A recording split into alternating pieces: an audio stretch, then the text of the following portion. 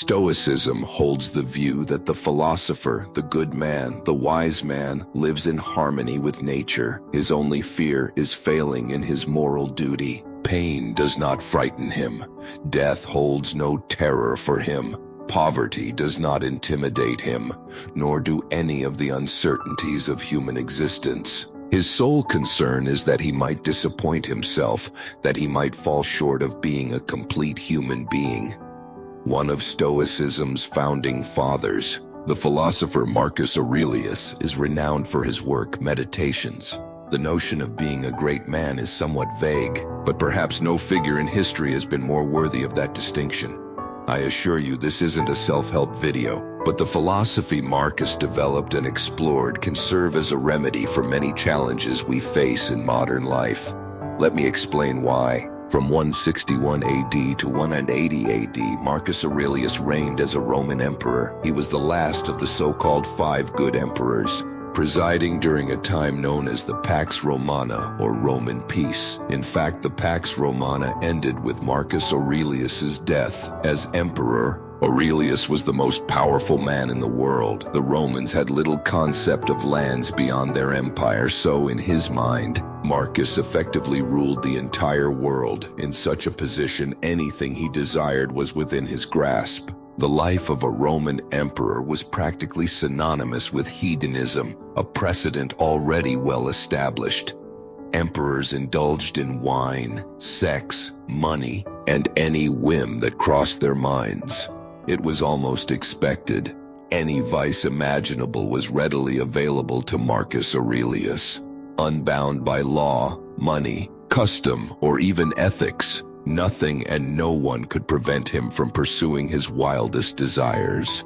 Yet, in these limitless circumstances, Marcus Aurelius opted for a life of virtue.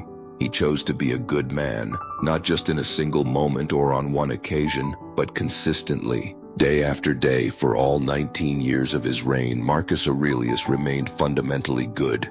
Being good alone doesn't make you great, but picture facing the beast of endless temptation and declaring, "No, I choose virtue, not for fame, praise, or admiration, but simply for the sake of goodness." That is remarkable. Consider the circumstances.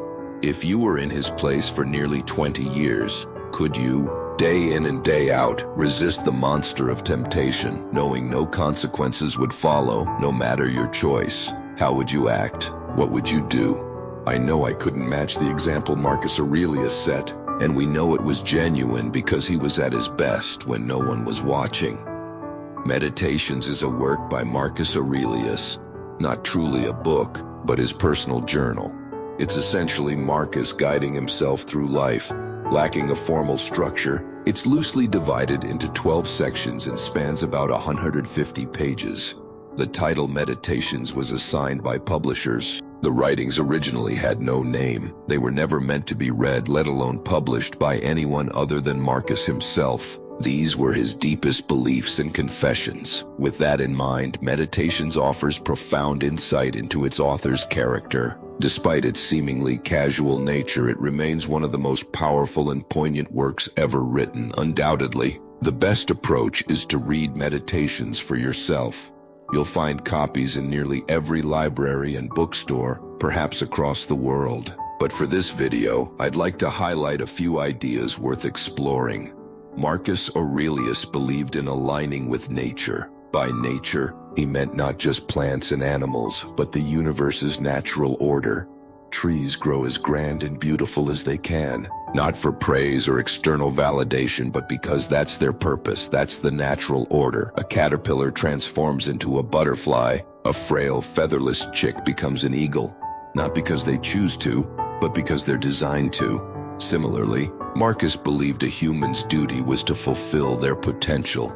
He didn't value accumulating riches or things, which we'll discuss later, or seeking accolades. Nature made you human, and thus, your duty on earth is to be the kindest, most virtuous person possible. For Marcus, this was the height of human achievement. An unfulfilled potential was the lowest depths to which you could sink. After all, you can't control the world's challenges, but you can control your response. No matter the circumstances, A great person endures the storm and rises to their fullest, most virtuous potential. That is your duty as a human. As an emperor, Marcus might have enjoyed writing all day, but that wasn't his role, and he didn't write much. He had many people and matters to handle. Above all, Marcus believed that wicked, evil, or simply bad people were part of the universe. Expecting the world to spare you such people is like asking a vine to grow without thorns. Don't be absurd, Marcus says. Bad people exist, and you will encounter them in life. Yet Marcus believed in kindness, holding that people didn't intend to do wrong. When they erred, it was out of ignorance. You can try to teach them, but that's not always possible. We can't control whether the universe sends us the lazy, the wicked, or the immoral. And if we can't help them, which is often the case, we must tolerate them. To do so, Marcus advises looking inward. He writes to himself, "Marcus, you have faults too. Who are you to judge? Your flaws may differ from those of so-called bad people, but you're imperfect nonetheless. On another day, in a different scenario, perhaps you, Marcus, would be the ignorant one. And maybe you simply don't understand," he reminded himself. "You can't be certain they're wrong. A thief stealing to feed his family isn't wrong, you just don't understand. Often in life you won't understand, and you won't realize you don't understand. So again, don't judge." Ultimately, Marcus Aurelius believed we were all born for one another. Repeatedly, he reminded himself, that's the natural order. A tree bears fruit for animals to eat. Animals die to feed worms.